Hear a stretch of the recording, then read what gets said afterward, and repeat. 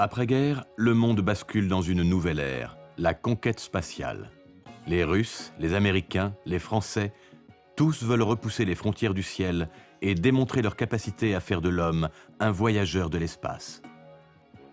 En 1962, un officier américain, le major John Glenn, est envoyé dans l'espace. Un ancien de l'école, Jacques Pousset, est chargé de suivre seconde par seconde la mise en orbite de l'astronaute.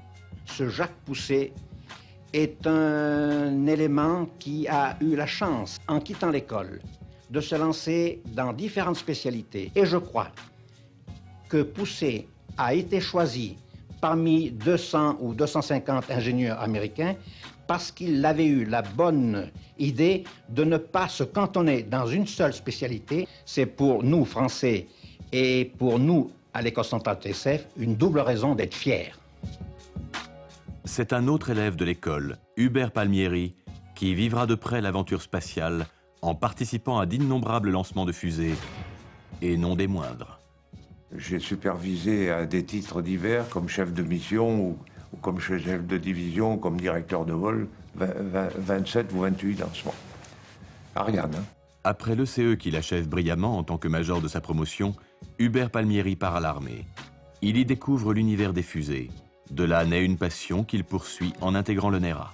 Au début à l'ONERA, les premiers lancements, il s'agissait de petites fusées qui étaient à hauteur d'homme, 2 mètres de long sur 100 mm de diamètre et qui devaient se contenter de la dimension du camp de Mailly pour ne pas retomber en territoire habité. On a même réussi à lancer de l'extérieur du camp pour que ça tombe vraiment dans le camp, de façon à pouvoir allonger les portées, les progrès aidant. Et puis après, le camp de Mailly, ça a été l'île du Levant.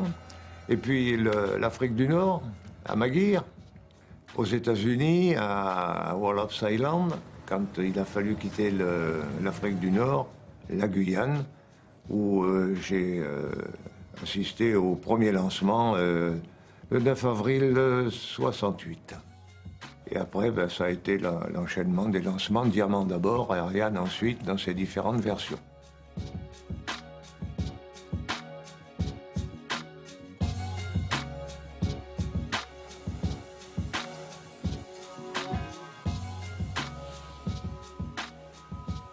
Lors du premier lancement d'Ariane, ce lancement était prévu le 15 décembre 1979.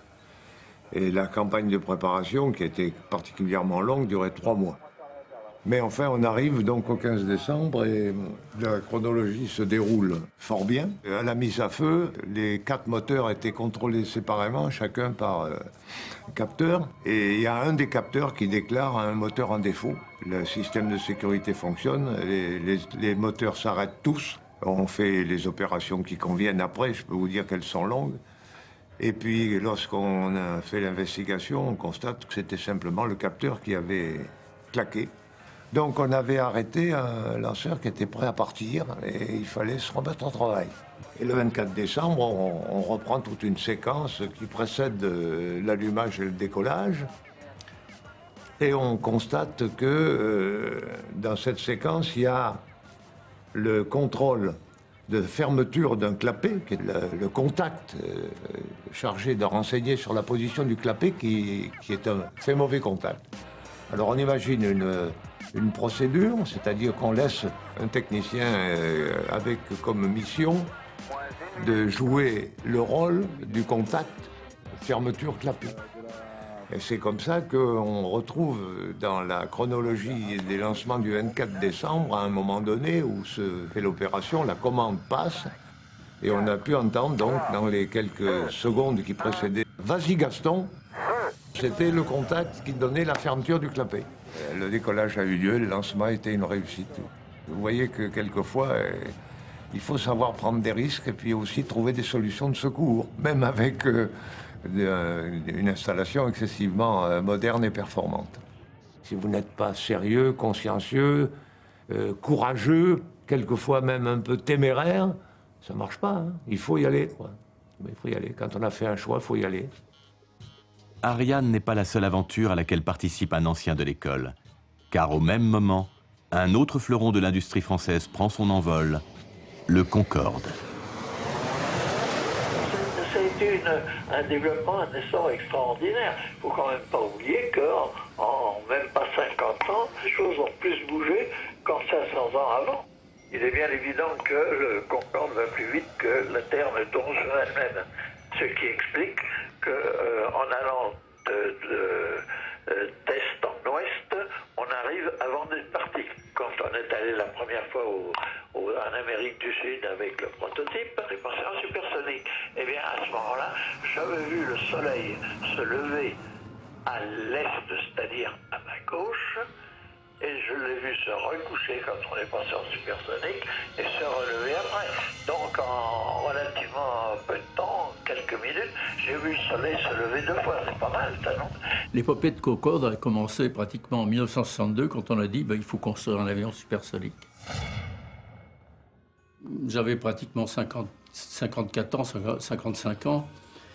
Quand j'ai commencé Concorde, et pratiquement j'avais tout vu, j'avais fait le tour du monde, le canyon du Colorado, enfin bref, on a l'impression qu'on n'a plus rien à apprendre, il y a toujours cette espèce de grande ligne de discipline, et puis d'un seul coup, vous découvrez quelque chose qui est complètement différent, un avion qui vole comme les autres, mais qui est complètement différent à l'intérieur, qui est une intelligence absolument foudroyante.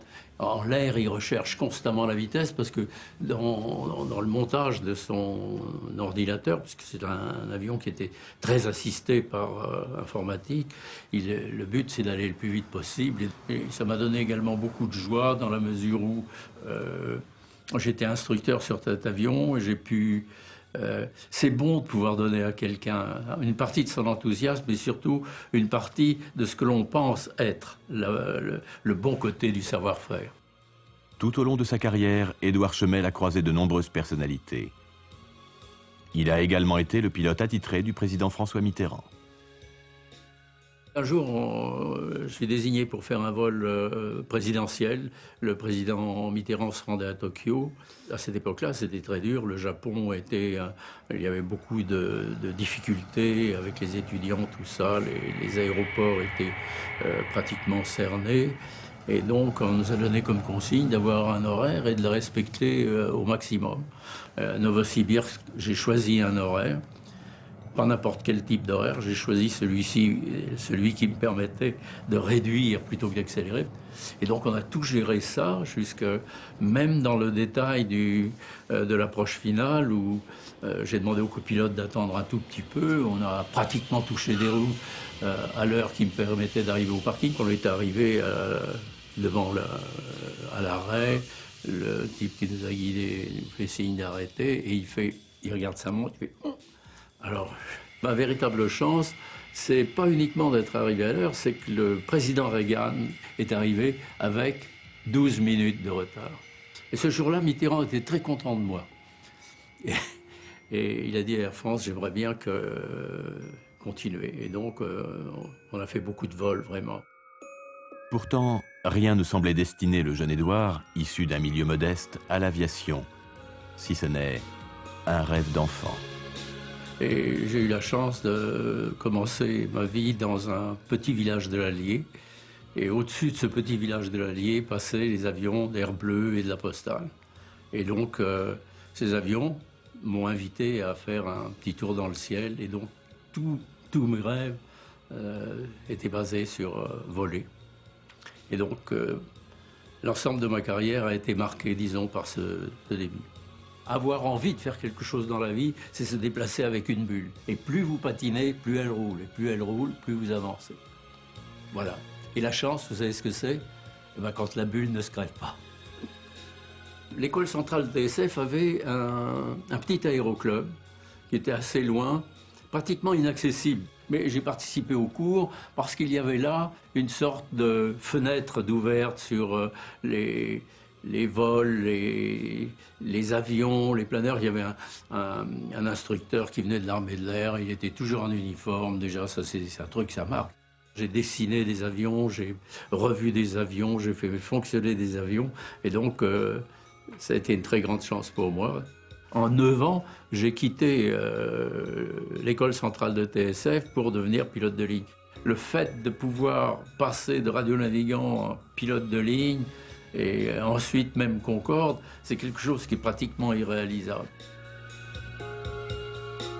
Ce que je garde de ma carrière sur Concorde, c'est essentiellement un bonheur tout à fait incroyable. J'ai aimé cet avion. Ça ne veut pas dire que j'étais amoureux de cet avion, mais il m'a apporté tant de bonheur, tellement de joie. J'étais collectionneur dès le premier vol de Concorde. Je voulais voir son image partout. Et donc, c'est un avion qui m'a comblé dans le domaine de la beauté.